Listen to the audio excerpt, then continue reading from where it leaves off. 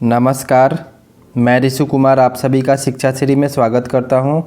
आज का ये स्पेशल क्लास में हम ब्रांचेज ऑफ जूलॉजी से रिलेटेड टॉप 20 एमसीक्यूज को कराने जा रहे हैं पूरे एक्सप्लेनेशन के साथ। ये क्लास सारे कॉम्पिटिटिव एग्ज़ाम्स के लिए महत्वपूर्ण है, तो आप लोग इसे पूरे अंत तक देखिएगा। पूरे डिटेल में इस क्लास को कराया जाएगा। चलिए क्लास को स्टार्ट करते हैं। सबसे पहला क्वेश्चन है, मानव त्वचा का अध्ययन करने वाली विज्ञान की शाखा कहलाती है। The branch of science that studies human skin is called. Options हैं इसके, फिजियोलॉजी, एनाटॉमी, बायोकेमिस्ट्री या फिर डर्मेटोलॉजी। सही उत्तर होगा डर्मेटोलॉजी। ये मानव त्वचा का अध्ययन करने वाली विज्ञान की शाखा है।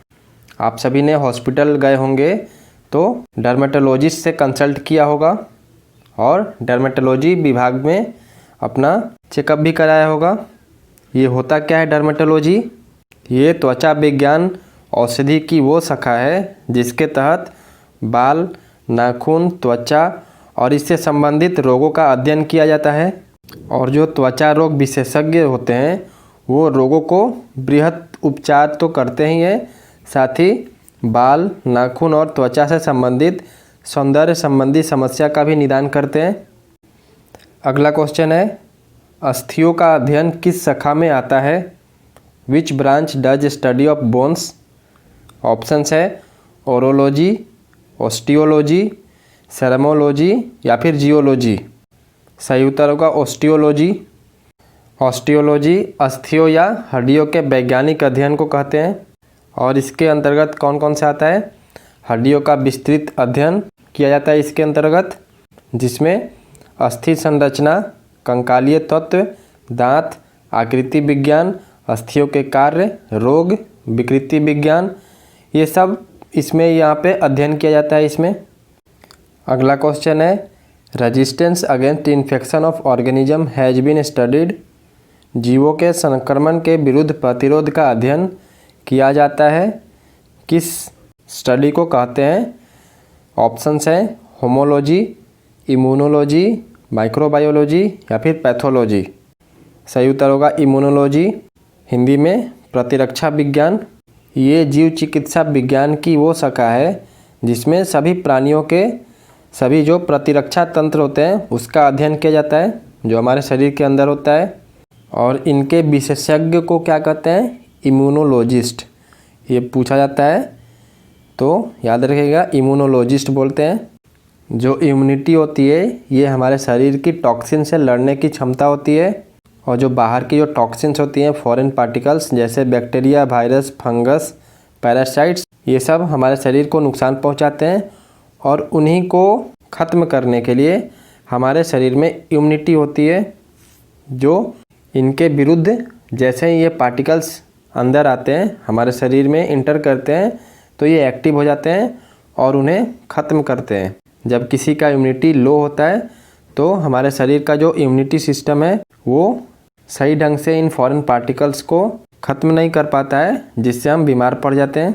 इसीलिए हमारी इम्यूनिटी को मजबूत रखना चाहिए ताकि हम सर्दी, खांसी, जुखाम जो है इससे हम बच सकें। और भी बहुत सारे जैसे hepatitis, lung infection, kidney infection, ये सब बीमारियों से हम बच सकते हैं अगर इम्यूनिटी को मजबूत रखते हैं तब।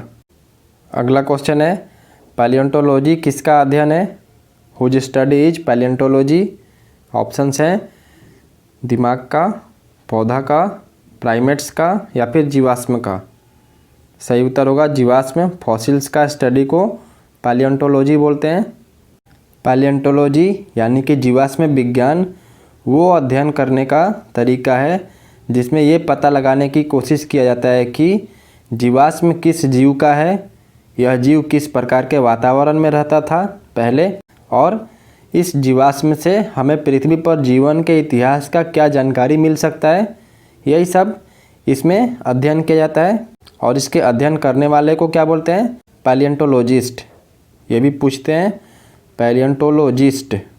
और ये जो पैलियोंटोलॉजी विभाग है ये बहुत विस्तृत है, मतलब व्यापक है। इसमें सभी प्रकार के जीवों के जीवाश्म का अध्ययन किया जाता है, डायनासोरस से लेकर पृथ्वी पर जितने भी जीव पाए जाते हैं उनके अध्ययन किया जाता है।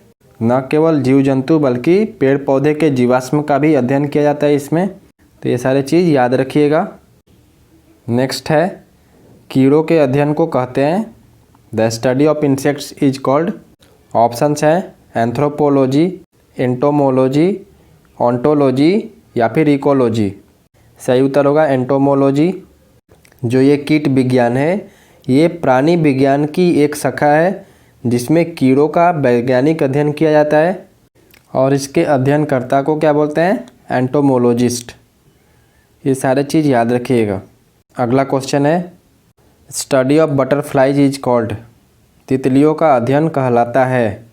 ऑप्शंस हैं इकोलॉजी, नियोनेटोलॉजी, लेपिडेटेरियोलॉजी या फिर पॉलिनोलॉजी। ऑप्शंस थोड़ा ध्यान से समझिएगा। सही उत्तर होगा इसका लेपिडेटेरियोलॉजी। ये बटरफ्लाई के स्टडी को कहते हैं। अगला है, मछलियों से संबंधित अध्ययन कहलाता है। The study related to fishes is called. Option है इसके लेपिडेटेरियोलॉजी, सिक्रोटोलॉजी, इक्थियोलॉजी या फिर क्रिप्टोलॉजी। सही उत्तर होगा इक्थियोलॉजी। मछलियों और उनसे संबंधित जो उद्योग होते हैं उसके अध्ययन को इक्थियोलॉजी कहते हैं। नेक्स्ट है, ऑर्निथोलॉजी में किसका अध्ययन होता है। Who studies in ornithology. Options हैं पक्षी, स्तनधारी, चमगादड़ या फिर मछली। सही उत्तर होगा इसका बर्ड यानी कि पक्षी। ऑर्निथोलॉजी में हम लोग पक्षी का अध्ययन करते हैं। नेक्स्ट है, हीमेटोलॉजी किससे संबंधित है। What is haematology related to. Options हैं टिश्यू यानी कि ऊतक, वायरस, लिविंग ऑर्गेनिज्म या फिर सेल। सही उत्तर होगा इसका ऊतक यानी कि टिश्यू। हेमेटोलॉजी टिश्यू से रिलेटेड है, उसके अध्ययन को हेमेटोलॉजी बोलते हैं। ऊतक के अध्ययन को हेमेटोलॉजी बोलते हैं। और ये टिश्यूज होते क्या हैं, ग्रुप ऑफ सेल्स को यानी कि कोशिकाओं का समूह को ऊतक बोलते हैं। अगला है, घाव का अध्ययन कहलाता है। The study of wounds is called. Options है क्रोनोलॉजी, ओंकोलॉजी, ट्रोमेटोलॉजी या फिर डर्मेटोलॉजी। सही उत्तर होगा ट्रोमेटोलॉजी। घाव के अध्ययन को ट्रोमेटोलॉजी बोलते हैं।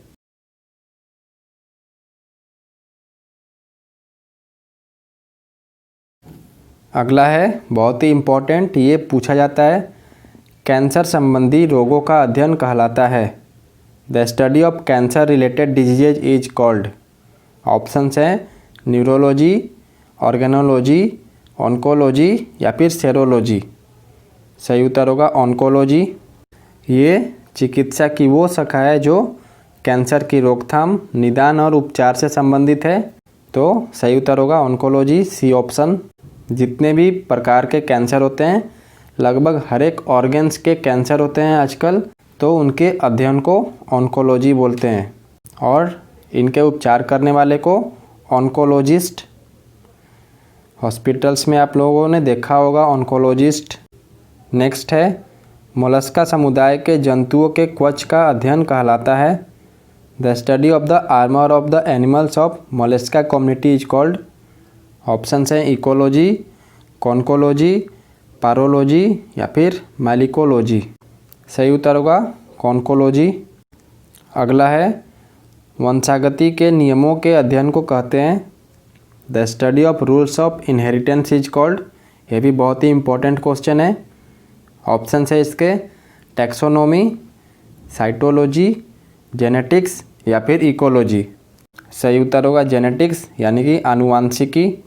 वंशागत के नियमों के अध्ययन को आनुवांशिकी यानी कि जेनेटिक्स कहते हैं और ये आनुवांशिक जीव विज्ञान की वो शाखा है जिसके अंतर्गत आनुवंशिकता यानी कि हेरिडिटी और जीवों की विभिन्नताओं का अध्ययन किया जाता है। हमारे धरती पर विभिन्नताएं हैं जीवों में, तो उन्हीं के अध्ययन को क्या बोलते हैं, जेनेटिक्स, आनुवंशिकी। नेक्स्ट है, मनुष्य के वातावरण को सुधारने से नस्ल सुधार कहलाता है। Improving human environment is called breed improvement. Options हैं यूजेनिक्स, यूथेनिक्स, जीवाश्म विज्ञान या फिर उद्विकास। सही उत्तर होगा यूथेनिक्स। यूथेनिक्स यानी कि सुजीवनिकी या फिर सुजीवन विज्ञान, ये निवास और अन्य मानवीय वातावरणों में बदलाव करके मानव जीवन के स्तर को सुधारने के अध्ययन को कहते हैं। ध्यान से सुनिएगा, निवास और अन्य मानवीय वातावरणों में जो बदलाव करके मानव जीवन के स्तर को सुधारने के अध्ययन को क्या बोलते हैं? यूथेनिक्स। इसमें अपने वातावरण के मनुष्यों पर पड़ने वाले असर का विश्लेषण और समीक्षा की जाती है कि कैसे इम्पैक्ट पड़ रहा है, तो उसी के पूरा विश्लेषण और समीक्षा की जाती है इस अध्ययन में, यूथेनिक्स में। नेक्स्ट है, नीलकाविहिनी ग्रंथियों का अध्ययन करने वाली जंतु विज्ञान की शाखा को कहते हैं? The branch of zoology that studies non sterile gland is called. Options है एम्ब्रियोलॉजी, एंडोक्राइनोलॉजी, इकोलॉजी या फिर यूथेनिक्स। सही उत्तर होगा एंडोक्राइनोलॉजी। ये हार्मोन सिस्टम और हार्मोनल विकारों से संबंधित है और एंडोक्राइनोलॉजी के तहत जितने भी आने वाले अंग होते हैं जैसे पिट्यूटरी ग्रंथि, एड्रिनल ग्रंथि, अंडाशय या टेस्टिकल, थायराइड्स ग्रंथि और पैंक्रियाज, ये सब आते हैं इसमें। ये अंग शरीर के रासायनिक संतुलन को हार्मोन स्राव मतलब कि हार्मोन सेक्रेशन को बनाए रखते हैं, जो सभी शरीर प्रणालियों को नियंत्रित करता है। नेक्स्ट है, उस विज्ञान को जो आनुवंशिकता के नियमों द्वारा मानव जाति की उन्नति का अध्ययन करता है उसे कहते हैं? The science that studies the progress of human race by the laws of heredity is called. Options हैं एम्ब्रायोलॉजी, एंडोक्राइनोलॉजी, यूजेनिक्स या फिर यूथेनिक्स। सही उत्तर होगा इसका यूजेनिक्स। अगला क्वेश्चन है, जंतु विज्ञान की वह शाखा जिसके अंतर्गत जंतु की बाहरी आकृति एवं बाहरी संरचना का अध्ययन किया जाता है उसे क्या कहते हैं?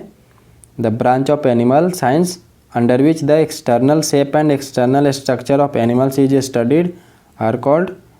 ऑप्शन हैं फिजियोलॉजी, एम्ब्रायोलॉजी, मॉर्फोलॉजी या फिर इक्थियोलॉजी। सही उत्तर होगा मॉर्फोलॉजी। मॉर्फोलॉजी कहते हैं आकृति विज्ञान, जिसको मॉर्फोलॉजी भी बोला जाता है। ये जीव विज्ञान की वो शाखा है जिसके अंतर्गत किसी जीव की आकृति यानी कि स्ट्रक्चर, उनकी संरचना और उसके विशिष्ट संरचनात्मक गुणों का अध्ययन किया जाता है इसमें। और आज का लास्ट क्वेश्चन है, जंतु विज्ञान की वह शाखा जिसके अंतर्गत आनुवांशिक लक्षणों और उसकी वंशागति का अध्ययन किया जाता है उसको क्या कहते हैं? The branch of animal science under which genetics traits and its inheritances are studied is called. Option है इकोलॉजी, साइटोलॉजी, जियोलॉजी या फिर जेनेटिक्स। सही उत्तर होगा जेनेटिक्स। इस तरीके से ये जीव विज्ञान के शाखाओं ब्रांचेज वाले क्लास जो कि स्पेशल क्लास था वो यहीं पर समाप्त होता है। इसमें हमने आपको सारे जीव विज्ञान के जितने भी ब्रांचेज थे उसको क्या कहते हैं वो सब कवर किया डिटेल में एक्सप्लेनेशन के साथ। अगर क्लास पसंद आया हो तो ज़्यादा से ज़्यादा इसे शेयर करें और दूसरे क्लासेज के लिए बने रहें।